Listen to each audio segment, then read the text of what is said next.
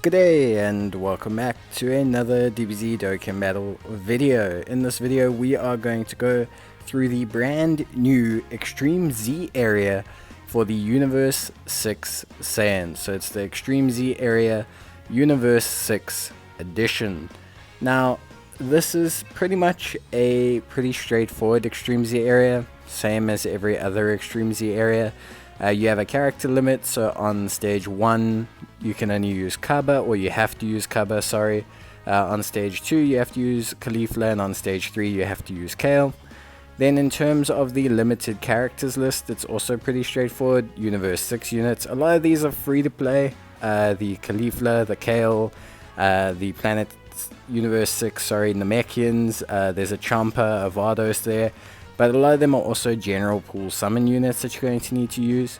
There are 3 stages, 2 difficulties of each stage. You will receive the bronze and silver medals from the first difficulty and the gold and rainbow from the second difficulty. This should all be pretty stock standard for what you've seen so far. You'll get 1 stone per stage per difficulty, so that's 6 stones in total. And then in terms of the units, they have some pretty good easy A's actually. Cabba gains 120% attack and defense when performing a super attack, plus additional attack and defense per every Universal Survival Saga category unit on the team. He also gains increased critical hit damage and some perks if there are more pure Saiyans on the team, which is always great. Obviously they gain the easy A augmented stats, which helps as well. With Super Saiyan 2 Caulifla, she is much the same as other Caulifla units, gaining a certain amount of evasion depending on how many Universal Survival Saga category units there are. If she's in the same turn as Kale, she will also gain some additional benefits, plus she gains attack and defense based on how many category type units are in her team as well. And then finally we have Super Saiyan 2 Kale, a support type unit, great as a floater who gains additional defense if there is a Kale on the team. If there is Kale attacking in the same turn, she will also gain an additional perk as well. She gains her attack and defense on super, much like Cabba, so both her and Cabba are kind of like second and third slot units, not really designed to be sitting in any major slots or anything. They are just kind of going to be motoring around there, doing their business.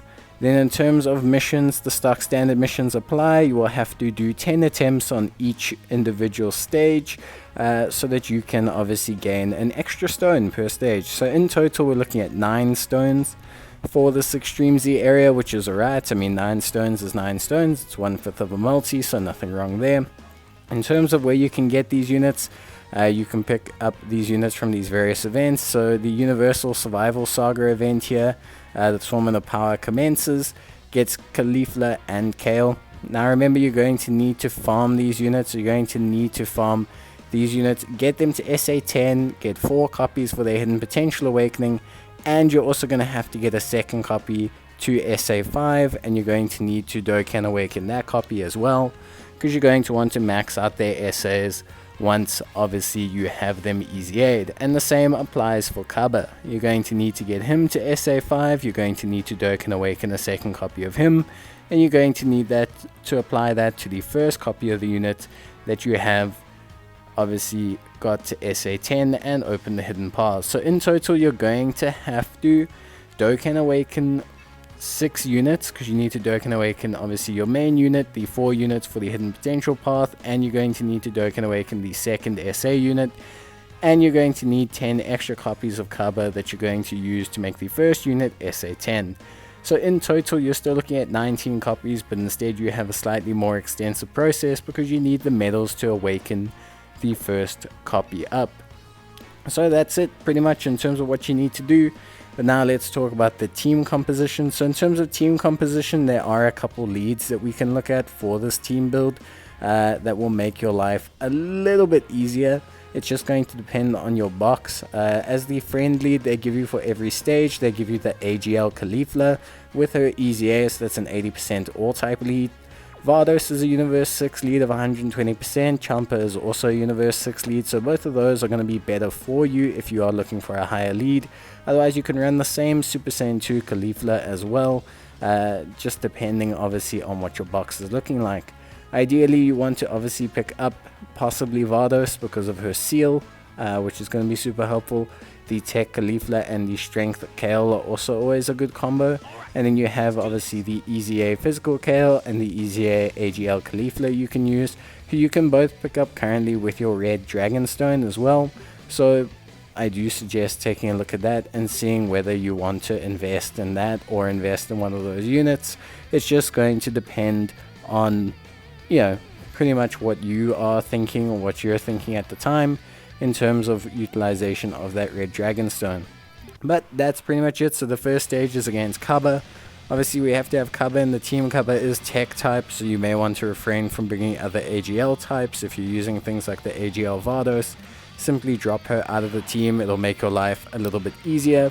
But yeah, obviously that's pretty much the only tip really for both difficulties. So for all three of the stages and for both difficulties, you can stun them, you can seal them, you can lower their attack and defense.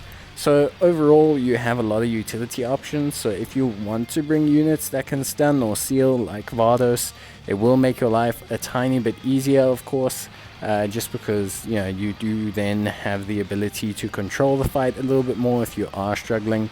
But otherwise, I wouldn't necessarily say that it's completely necessary to do anything else.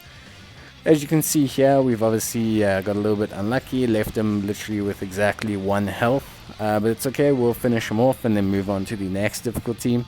As always in these stages, you do have a chance of picking up a question mark.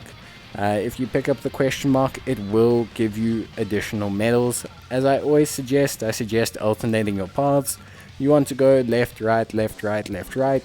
Because if you pick up, for example, a question mark, and let's say you've been going silver the entire time, so let's say you've been going left the entire time, and you've picked up the left side, left side, left side, the moment you decide to then go to the right side, you're going to end up picking up the question mark, and it's going to be for the bronze medals, or the silver medals, or the gold medals, or whichever ones you've already maxed out on.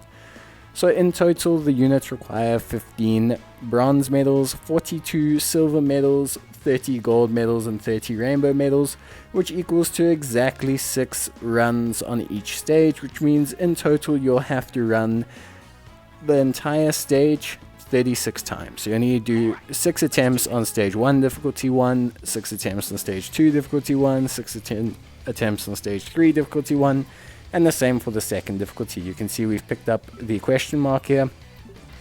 Obviously, as you guys know, you can get the question mark. So if you get the question marks, that will shorten your run time. So you will no longer be running it 6 times.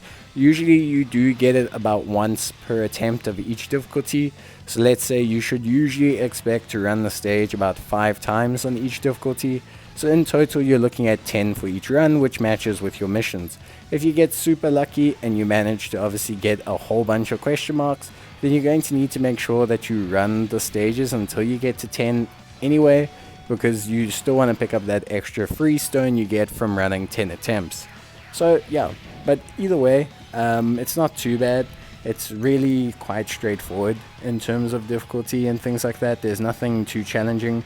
I always suggest, if you are someone who maybe doesn't have a lot of units, try and focus on one stage at a time. So like Awaken Cabba, get him all the way up to level 130, then push on to the next stage, try and get Caulifla up to level 130, then push on to the last stage, try and get Kale up to level 130, and then start all over again with Cabba, because then that way your team will get stronger and stronger. You'll get the increased EZA stats, you'll get their slightly altered passives, and yeah, you can just obviously have a little bit of an easier time with it. Obviously we just fought Caulifla, so in that situation you'll want to maximize the amount of AGL units that you have in your team. When you're facing Kale, you will want to maximize the amount of physical units you have in your team and try and drop out as many tech units as you can. So don't bring Cabba if you're fighting Kale, etc. It's just going to obviously depend on your boxer. Again, if you have to bring Cabba because he's your only option, then you have to bring Cabba. He should be okay. You just might struggle a little bit depending on the situation. So that's really about it in terms of these first difficulties of stages. Once we finish the Kale stage, we will go through the second stages, just so you can see the changes in the team that I run, and you can see the slight increase in difficulty. But overall, the easy A area is pretty straightforward. I'm not going to say it's tremendously difficult. It is somewhat challenging because, especially if you don't have a lot of Universe 6 units, you will struggle to some extent to finish out the stage. If you are looking for a good selection option for your redstone, let's say you are trying to complete this event, then picking up the AGL Caulifla will be a really good pickup with that redstone, because she basically will allow you to essentially run at least an 80% lead for the team, which is really good. Otherwise, what you can do is you can try and awaken Cabba first, and then obviously use his leader skill, which will be slightly better. But yeah, it's just going to depend on your box, and that's going to determine realistically how challenging the stage is. So we'll skip ahead now, just to a point where what I've done is I've done what I've suggested. So I've awakened all 3 of the units to level 130. You'll see them obviously in the teams. So we've awakened them all to level 130. We've got their increased passives, their increased stats and everything. So we obviously just have a slightly easier time at the second stage. You can see that I've also invested some orbs in Cabba. In terms of if you should invest hidden potential orbs into these units, I honestly suggest that you wait until you easy A the units, and then you can see if you want to use them for certain content. I myself, I rainbow all of these units because I obviously do reviews on the units. I review whether you should invest your orbs into these free-to-play units. It's very important, obviously, from a to help you guys situation. Like, hey, look at this unit, they hit for 3 million now with hidden potential orbs, and they're very good, much like the Dragon Ball Heroes support unit, Poutine. Hey, she hits 3 million in the right conditions and has 130k defense. That's a good free-to-play unit to put orbs into. Whereas, with these guys, maybe, I don't know yet because I haven't used them, so in good conditions. So with these guys, it might be, hey, they only hit X amount, they only have X defense, or they only do this. They're not really going to be as helpful as another unit you might invest the orbs into. So on that front, obviously I try my best to give you guys good options in terms of seeing what the teams are like and seeing how things run. But yeah, realistically, it's also just to assist everyone and see if they should waste or use the orbs on these units, or if it's not really worth it. So yeah, beyond that, this first stage, as you can see, obviously tankier as a unit, but I wouldn't necessarily say it was that much more difficult or anything like that. The stage itself wasn't necessarily hard. I think Cabba is probably, for me at least, the longest unit, just because I don't have a lot of super powerful in-type units to, maximize damage against him. He will get easier the more time and more you invest in your Kale. So if you want to make Cabba go faster, you can go and do Kale first. If you have a lot of physical units, there are some decent physical options for the team, so possibly doing Kale first might be easier. But again, it's just going to depend on your box. It's going to depend on what you have, and you'll see for yourself what the best situation is for you, and what you can run and anything like that. So from that perspective, genuinely just feel like it's better for you to start at the first one, move to the second, move to the third. But if you have a slightly better situation, maybe for taking on Kale or taking on Caulifla rather than Cabba, or in whatever situation, then you can obviously just go for that and focus in on that one. So yeah, it's going to depend entirely on you, and yeah, it's really something that's more catered to your individual box. But you can see how the AGL Caulifla really does help quite a bit against obviously the strength Caulifla, which is really helpful. The friend one doesn't have orbs or anything. I think it's just a 55% unit, so you can see why there's that big drop off in its damage. But yeah, overall, everything is pretty straightforward. It is quite a, I want to say, tougher, easier area than others. because it's got summonable units, and some of those summonable units have easy A's like the Kale and the Caulifla, and because they're giving you a easy A Caulifla with who's an 80% lead, it is somewhat, I want to say tougher, or on the face of it is a little bit tougher than the other easy A areas, just because it requires a few more summonable units, and the units themselves are pretty strong. I mean, an 80% lead's not usually what they run these easy A areas at. Some of these have literally been meant to run under like 50% leads and stuff like that, so sometimes if your box is a bit weak, you are just going to have to be a little bit careful, especially if you're using like a Cabba or a Kale or a Caulifla as your lead, and you only have like a 50% or a 77% lead.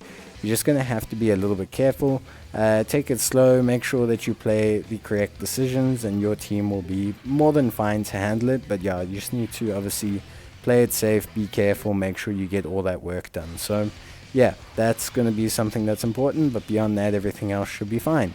So here we go to take on Kale. Kale is obviously an in-type unit, so we do genuinely want to try and take out Kale as easily as possible. Bringing physical type units does help. There's obviously the physical Berserker Kale, who's great. She does quite a fair chunk of damage, so bringing her is a pretty good maneuver, but I mean, it's really just going to depend honestly on your box again. Crits obviously do help, like in that situation, and Vardos is going to help because she's going to get a good seal off, but she's also going to crit, so there we go. So you can see how it can go like super fast if you get like 2 big crits in a row, and that's always going to be something that's super helpful. Getting those crits is really going to obviously, just make things go that much faster, and is going to just keep you from having more difficulties. You're going to be able to end the round faster and just farm a lot faster. So that's all of the difficulties of all of the stages. Pretty much straightforward. Like I said, your team should get progressively better, so try and awaken them to level 130, obviously to give yourself the best chance that you can have in maximizing your damage and maximizing your runs. And then obviously, once you get all of them to 130, try and focus on one until you get them to 140, etc, etc, so that you can obviously maximize their performance and the other runs that'll make those runs run better, etc, etc. So that's it from me, guys. Hope you enjoyed the video. Let me know in the comments if you have any problems. Otherwise, I hope you guys enjoyed the video. Stay safe, and I will see you guys in the next one. Until then, take care and bye.